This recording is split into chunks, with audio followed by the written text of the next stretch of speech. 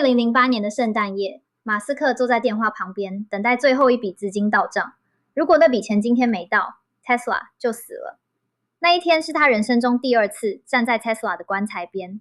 但你现在知道的 Tesla 是2026年市值超过1兆5千亿美元的公司，是全球最大的纯电动车制造商，是马斯克整个帝国的财务心脏。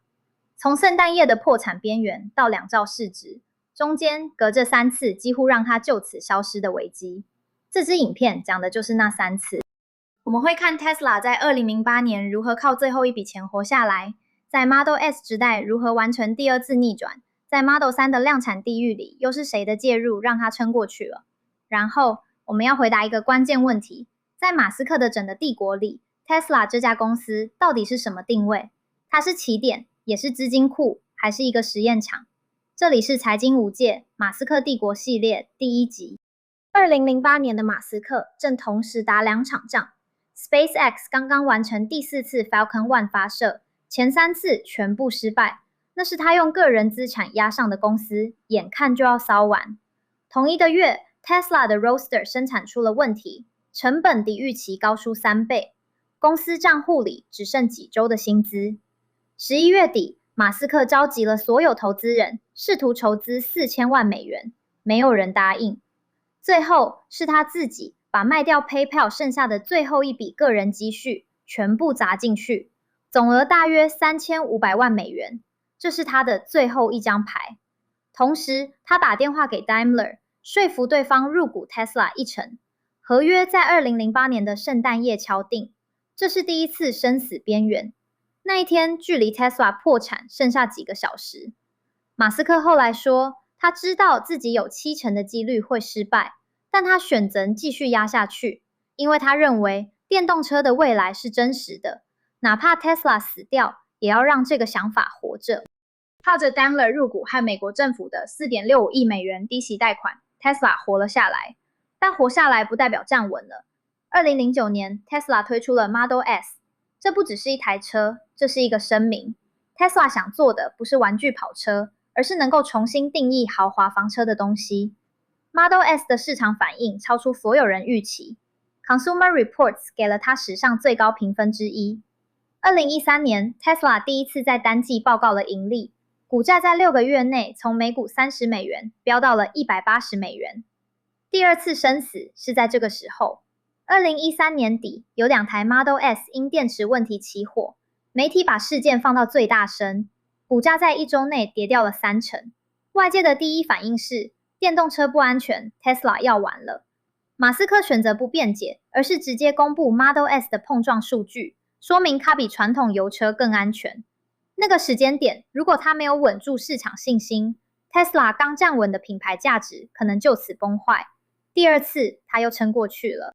2017到2018年是 Tesla 第3次，也是最接近死亡的一次。Model 3是 Tesla 的赌注，一台售价35000美元的大众市场电动车，订单在开放预购的第1周就超过40万台，但 Tesla 根本做不出来。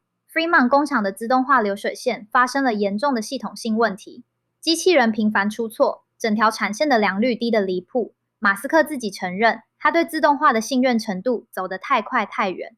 到了2018年4月， Tesla 的周产量还卡在2000台，离每周5000台的目标差了1半以上，现金快要见底，空头在外面排队等着他倒。马斯克做了一个让所有人都傻眼的决定，他在工厂的停车场搭了一顶帐篷，在里面增设了一条手动组装线，然后他住进了工厂。那段时间，他每周工作超过120个小时，睡在流水线旁边。他从 SpaceX 借来了工程师，让他们直接投入量产问题的解决。2018年7月 ，Tesla 单周产量突破5000台，那一刻是 Tesla 从一个让人期待的故事，变成一家真正能制造东西的公司的转折点。Model 3量产地狱里有一个外界很少注意到的细节，马斯克从 SpaceX 借来了工程师，这不是偶然。SpaceX 当时已经把 Falcon 9的量产节奏磨得非常顺，知道怎么在制造复杂度极高的系统里快速找出瓶颈。这批工程师把航太工业的制程除错思维带进了汽车厂，这是帝国资源调度的第一个样本。Tesla 从 SpaceX 借了工程师的脑，反方向也有流动。Tesla 在 Gigafactory 发展出的把机器的机器做到极致哲学，后来直接影响了 SpaceX 在 Boca Chica 建设 Starbase 的方式。马斯克把目标设定为一年量产100艘 Starship， 这个野心的底气有一部分来自他在 Fremont 学到的制造可能性边界，还有一条线是算力。Tesla 旗下有大量 GPU， 用来训练 FSD 模型。